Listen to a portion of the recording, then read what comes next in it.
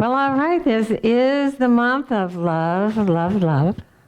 And as we all know, when we're feeling love, we feel grateful. We feel grateful for everything and everyone. And when we feel grateful for everything and everyone, we've just got to get it out and got to express it. And so I'm going to do a little bit of that this morning. I just want to thank our stream team who every Sunday bring sound and music here in the sanctuary and bring us wherever you are, and make CDs and copies afterwards if you want to take the voice home. And it's a beautiful thing. And I want to thank our resident artist and florist who every week creates these beautiful flower arrangements that somehow match my outfits. And I want to thank everyone who comes.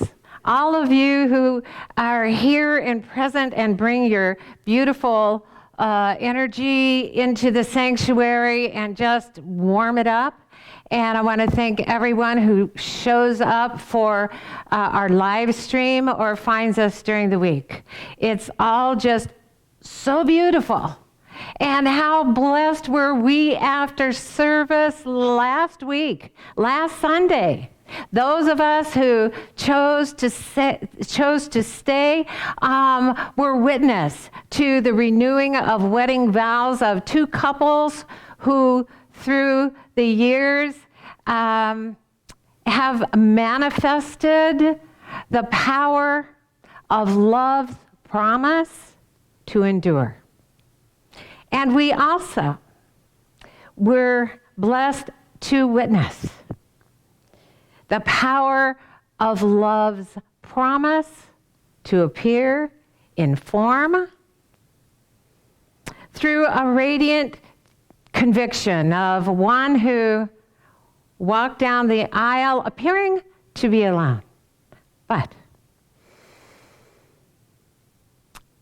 with her love relationship very present with her in her heart and in her mind. Now, the 18th century poet and playwright Goethe wrote, "To witness two lovers is a spectacle for the gods. To witness 5 lovers is a spectacle multiplied." And so I just want to thank all 5 of you for, just offering us such a beautiful, beautiful out-picturing of love. Now, as we know, this month is considered the month of love because it has a whole day devoted to love. But that day, Valentine's Day, is behind us now. The cards, the flowers, the chocolate. And though we might be someone who saves sweet cards, the flowers by now have likely faded away. And the chocolates are likely gone, though the effects of eating them may take a little longer to fade away.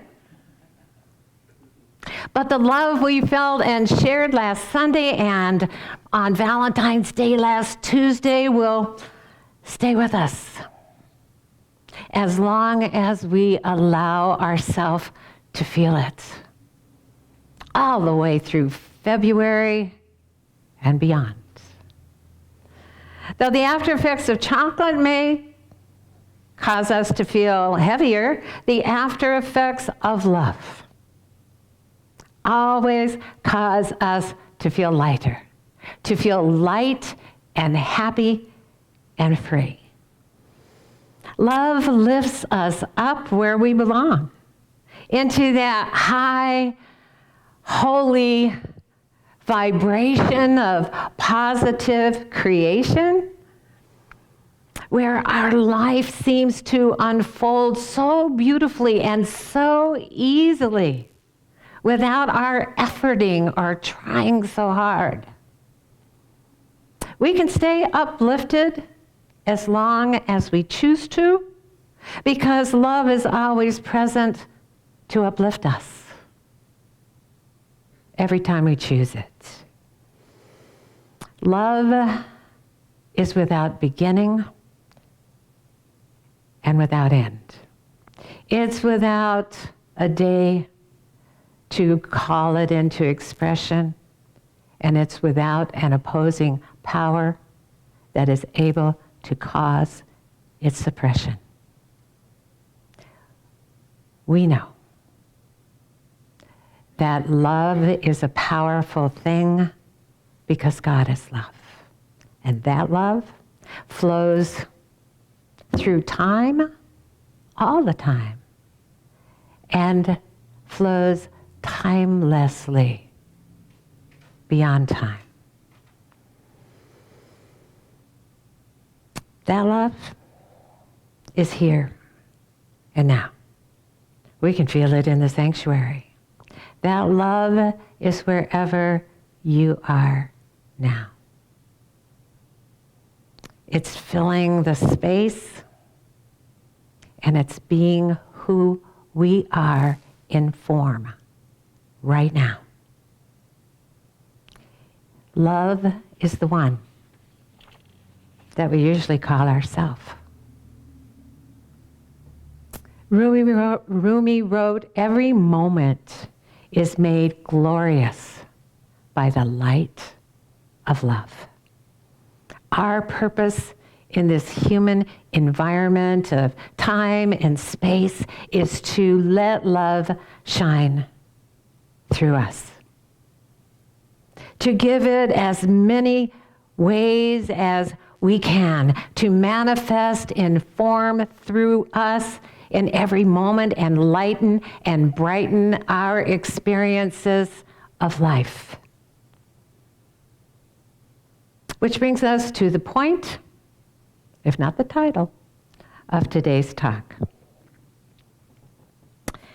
It's been said that when our mind is open to what our heart is saying, that we can see a sacred sermon in a dewdrop and hear a sacred message in the breeze.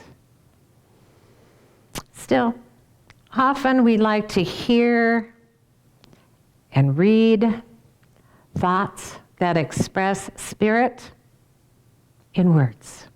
And because we do, many of us have certain quotes and sacred passages that we treasure. Because over the years or in the moment we first heard them, they touched our heart at the perfect time and in the perfect way. For example, for years I have treasured a Bible quote that is from the book of Isaiah. And in fact, it's referred to in our song this month, Love Cover Me. Gary Lynn Floyd sings, I will not be shaken, I will not be moved. The full passage goes like this. Though the mountains may be removed and the hills may be shaken, my love will not depart from you, and my covenant of peace will not be broken.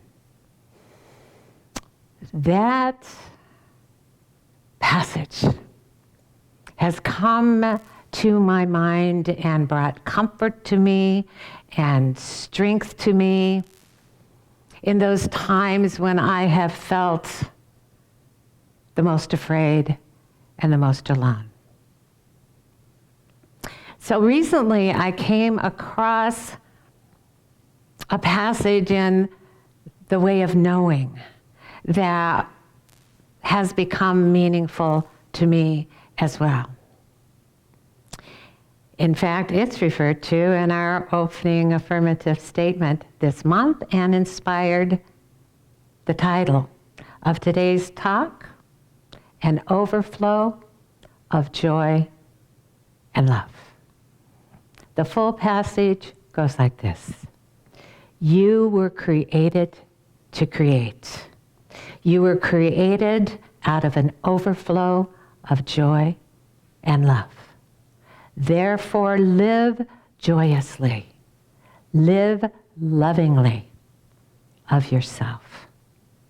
Dare to consider that yourself is so important that you have an obligation never to settle for less than your own authenticity. Whenever we feel unworthy or undeserving of abundant good in our life, those amazing words, the amazing thought that we have been created out of joy and love, lets us know that we are deserving, we are worthy of every good thing. We don't have to earn our worthiness because it's always been with us. We were created with all of it present. Whenever we desire to experience it, we are worthy of it. It's ours. There's nothing we could do that could cause us to be more deserving than we are right now, because we are already the very one that we want to be. We're the very self we want to share in every moment. We are the consequential creation of the unstoppable, uncontainable, irresistible joy and love of God. Therefore, we are each and we are all unstoppable, uncontainable, and irresistible. We were just born that way, every one of us. We're a love child created by the same uninhibited impulse of love that brings forth every love child, even in this world. We are beings of love, created by love to love. That's it. We came into this physical human environment for no other purpose than to give love expression as our life on earth. Rumi wrote, "Stop acting so small. You are the universe in ecstatic motion." We're the rapturous expression of boundless, ecstatic joy. The eternal ecstasy of love being love in form. We are created to create from that overflow by living joyously and loving as ourselves. Putting ourselves down, joking about ourselves, isn't humility. It's blasphemy. We are obligated to our divine inner being, never to settle for less than our own authenticity, because our spirit won't. Charlie Chaplin wrote in his autobiography, "As I began to love myself, I found that anguish and emotional suffering were only warning signs that I was living against my own truth. Today, I know this is authenticity. Living in the flow of our own truth causes us to feel light and happy and free. Once we let go of all the reasons that we can't live joyously and love ourselves enthusiastically, we feel the reality of who we are. And once we do, if only for brief moments at a time, we won't settle for less. If a negative thought or a feeling arises, we'll love ourselves so much that we will recognize it as an imposter and not our truth.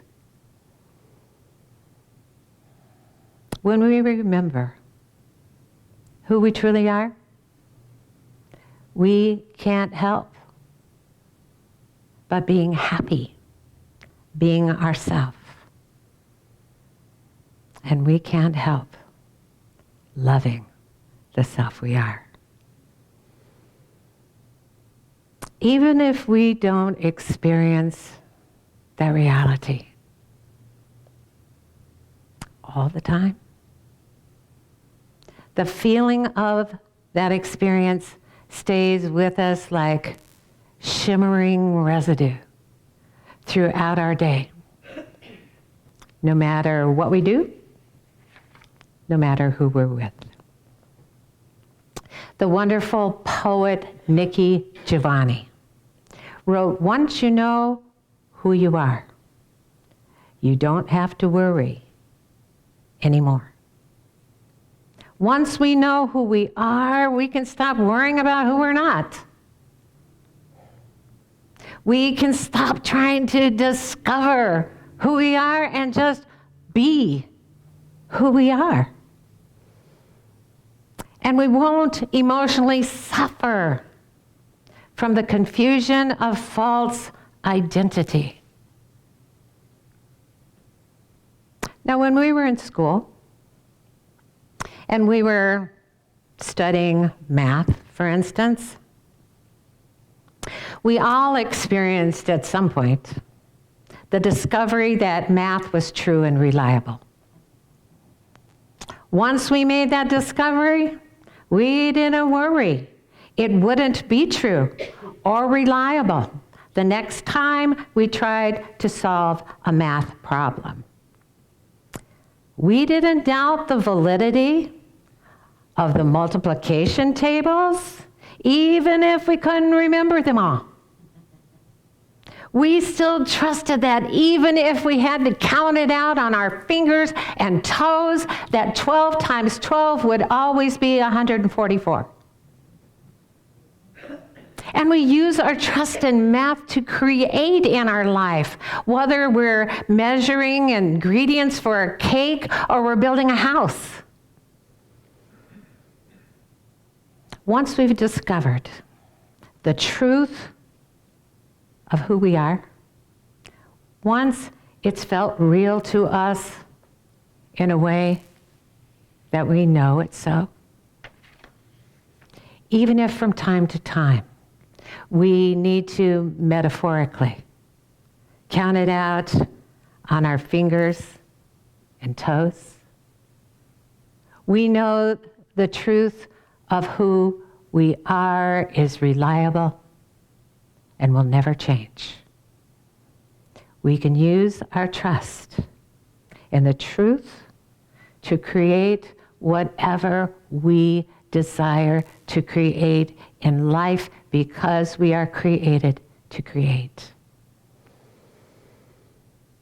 Despite our earthly birth certificate, despite what we were told by others, despite our human choices that we've made that caused us to temporarily think and act as if we were less, and despite all our human efforts to deny it, the truth is that we are all created from an overflow of joy and love, and there's nothing truer than that truth. Dr. Seuss liked to put it this way: today you are you. That is truer than true. There is no one alive who is youer than you. Shout loud, I am lucky to be what I am. So let's do that right now, even though we know luck has nothing to do with it. So let's put our hand on our heart and let's say it that way anyway. Are you ready? I am lucky to be what I am. Again, loud. I am lucky to be what I am. One more time.